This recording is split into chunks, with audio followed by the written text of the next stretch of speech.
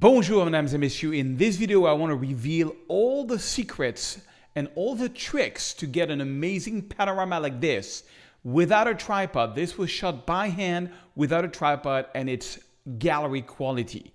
So come and join me for this secret right now. All right, mesdames et messieurs, so sorry for being away for a few weeks. I was shooting a TV pilot that I wrote that I'm hoping to get financed. It's some crazy science fiction TV pilot I've had in my mind for a long time. I've wrote a lot of episodes. I shot the first two. There's a lot of post-processing, a lot of VFX. It should be coming out in April. I hope you're gonna enjoy it. All right, so I was a lot in Paris, and while in Paris, I found out about this department store called La Samaritaine, that just reopened after 15 years of renovations. And on top, you got different bars, and they have this crazy view of Le Pont Neuf all the way to the Eiffel Tower. And but tripods are not allowed there, and I wanted to shoot at the good light. So what I did is I went up there, got a coffee, took out my Fuji GFX 100S, which is a stabilized camera, and let me show you the settings that I did. So what I did is I took 3 photos, and if you look at the metadata, you will see it was shot at 1/20th of a second at f4, ISO 1250. So I'm always shooting for the lowest ISO possible, but I wanted to get the blue hour. It was getting really dark. So I know with a stabilized body in general at 1/20th of a second, if you put on a self timer, don't forget the self timer, you can get a sharp photo. With a non-in-body stabilization, I usually go to 140 or 150 for safety. But also, you always got to make sure your photo is super sharp once you take it. So anyway, I went to 120. I went to f4. Now, f4 seems to be pretty wide. It's the widest I could go with my lens. But when you don't have anything close to your camera, it's pretty good. And 1250 was the minimum ISO possible to get a sharp photo. Check it out. This is a 102 million pixel file, and it's really pretty sharp. I'm actually trying to set it to my galleries right now. And so what I did, it's a bit noisy, but it's a lot of pixels. It's going to come out nice. So I took one photo, then I moved a little bit to the left with about 20%, took a second photo, and then took a third photo where the Pont Neuf, one of the most beautiful bridges of Paris is. Then you select all 3 photos, you right click, and you go to Photo Merge Panorama. Now at this point, I shot this at 32 millimeters, so you can try. There's different projections. It's different way of stitching, of putting the photos together. I think perspective doesn't work because I find perspective only works at 35 millimeter and above, and this was 32 millimeter. Cylindrical actually works great, and spherical works pretty good. But I prefer cylindrical because it gave me a little more roof, a little more ceiling.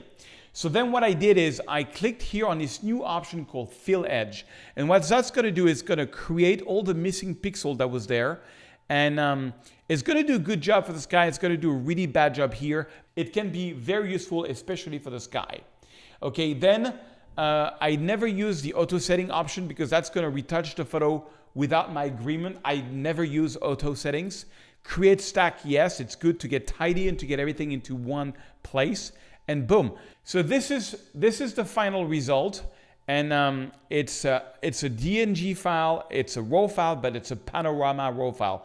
And if you look here, you may get some messed up things here because of the autofill, which is fine.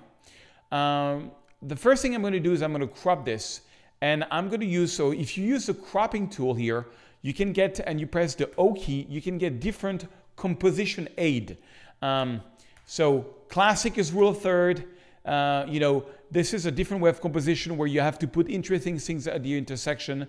This is another one. I like to use this one, and I like to use this one. So on this one, I'm first going to take the angle tool, make sure my horizontal line is pretty straight, and then I'm going to see if I can position. I know I got some non-good data here, so I want to position this. I still want to get the Eiffel Tower in full. I don't want to. So this is a rule in composition. Don't have something too close to your border. It's called border police, border breathing. So you go through your border and you make sure you don't have anything important that's too close to your border. And in this case, I do, which is the Eiffel Tower. So what I'm going to do is I'm just going to go here and make more room. Yeah, that's good enough. The Eiffel Tower is kind of the star of the photo. I could go here and like really go on, rule of third, but I don't like to have too much panorama, plus I'm missing that. So I think I'm just gonna go like this. And it's okay if you don't have exactly the rule of third. And if I press O, here I've got this really cool curve that almost goes here to this beautiful lighted place, which is kind of cool. So I'm happy with that. And that's gonna give me my framing. And now comes the time of magic. Now, before I show you my little secrets on getting this night photo really cool, I really advise you to get my free toolbox. I remade a new free toolbox for 2022 that has new 8K skies in it. It's got new textures. It's got new presets, and it's really cool. It's all free. It comes with 1.5 hours of training. It shows you my entire workflow. It's completely free. If you do get it, you will have the opportunity to get my complete signature preset. You don't have to. From the moment you put in your email, it's going to come. It's going to create an account on my website, and it's going to be there for you. Also, you're going to get lots of emails from me where I'm going to give you lots of free tutorials, lots of incredible prices, only available on email on my full courses. So watch for that. Anyways, so now that we've done that, I'm going to go my regular workflow. I'm going to open the shadows and bring down. So on this one, I'm not going to be on the highlights too much because I like the city by night. I'm going to hold on the Option key because I want to do my black point and white point. So hold on the Option key and go black. You want to get about this much. So remember, when you hold on the Option key or the Alt key on Windows, what happens is you see pure blackness, meaning there is no more information in these little yellow dots. You want a little bit of that. And then you want to do the opposite with the white. But when it comes for night, I don't really care to have a little bit of burn light like this. So that's kind of cool. And that's my starting point, but I still find it's too dark. So I'm going to make it a little bit brighter. But what I'm going to do, and that's the secret, is I'm going to dodge and burn, and I do that on every of my cityscapes. I dodge and burn a lot of them. I'm going to add a bit of contrast. Now for the white balance, I can play around. I think it's a little blue, maybe warm it up a bit or just a bit, and maybe add a tad of magenta, just a bit. I kind of like that. And I wish I could be on a tripod so don't have to get this water. I don't like when the water looks like sandpaper, but in this case, it came out pretty neat. Okay, now 2 things I'm going to do on the dodge and burn. I'm going to go here and I'm going to create a brush. And on this brush, remember you can hold the middle mouse to make your brush higher or bigger. I'm going to make a big brush and I'm going to add some exposure and I'm going to add some minus clarity. Minus clarity is going to help basically make the lights glow. And then I'm going to paint here actually even more. I really want to make this whole line here glow all the way from the Pont-Neuf Bridge and all the way there. Okay, that's kind of cool. Okay, the next thing I'm going to do on this one is I want to enhance a little bit that sort of sunset. You know, I was shooting toward the west, so I'm going to go here, create a new mask, but this time I'm going to use a radial gradient. I'm not really enjoying this new interface, to be honest. I prefer the old version of, I mean, I love the select subject and subject sky thing. But anyways, I'm going to do that. And on this one, I'm just going to add a bit of brightness just to make the bottom of the sky a bit better. And then I'm going to create a new mask. And this time I'm going to use this new feature called Select Sky. And it's going to detect the sky. Boom. And then I can play around. What can I do with the sky? I can maybe make it a bit more white or blue. In this case, maybe a little bit more blue, a bit more magenta. I like to, you can add clarity or minus clarity. I like to add a bit of minus clarity in my sky. And that's about it. Okay, last but not least, one more mask. And this time it's going to be a linear gradient. And it's for this part. You see the eyes goes to the bright spot of the photo. And I want the eyes to go like this. Okay, I don't want the eyes to go here. So I'm going to make a gradient here. And I'm going to make this spot darker. Much darker. Okay. And then on this one, I'm actually going to add one more brush here. And then on this one, I'm going to go minus exposure, and this is too bright for me. So I'm going to make this a bit darker, just attracts, maybe lower the highlights on this one, just attracts too much the eye. I want the eye to go like this, okay? Okay, one more brush, and I love brushing over and over and over and over. It really makes this thing. But still until the end, because I got some really cool trick on sharpening I want to show you. Remember, it's a 1250 ISO photo. I always do my sharpening and my noise reduction at the end. So I'm going to go here, one more brush. And then on this one, I just want to add a little bit of exposure just here on the water. Make that water shine a little more, just here and here. Just a little more, just to make it more interesting. And the reason I'm doing a separate brush is I like to, every brush must have its own value, okay? And all right, now once that's done, then I'm going to zoom in on 100%. And remember, it was a 1250 ISO, so it's a bit noisy.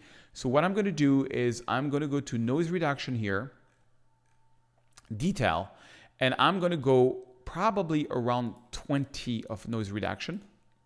And then I'm going to, so I have a rule is whatever noise reduction I've done, I'm going to deduct that from 100, and that's going to give you my sharpening. So 100 minus 20 gives 80. And so the sharpening, I'm going to go to 80. Okay. But that's not all. You see, the sky is still very noisy, and that's because the sharpening is being applied everywhere. So you don't want that. So what you want to do is you want to create a mask where the sharpening is happening. So for this, you hold on the Option key, you take the masking, and you go to the right until you see. So what is black is not going to get sharpened. I don't want to sharpen the sky, just a little bit the edge. And boom. And now it's much cleaner.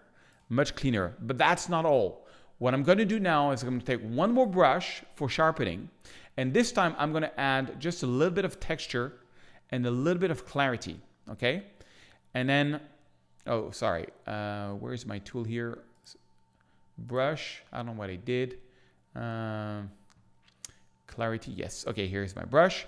And I don't want to add sharpening everywhere. What I did was a basic sharpening, but I do want this here. Just that, not the water. Just these buildings a little more sharpened. And you won't see it on the video, but when you make a big print, it will make a difference.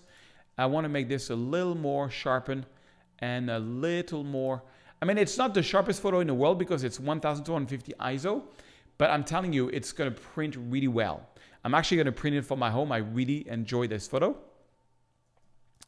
So, voila. And it's still going to do well because when you print, it just works out pretty well. There's so much detail on this photo. It's going to come out really well. So one more thing, very important. If you can smash like up and just take a second and like the video, it really helps because whenever you like the video, YouTube is like, oh, people like this video. I'm going to show this to other people. It's the one thing you can do to help me is just give me a little like. Really makes a difference. And get my free toolbox. It's going to change your life. I've had people going pro just downloading the free toolbox, doing the entire training, working out this workflow. This is how I got my work in over 100 galleries, how I made my books. Most of it is revealed in that free toolbox. So the link is right under the video. Get it. I promise you will love it. And I'll see you in another video, mesdames et messieurs.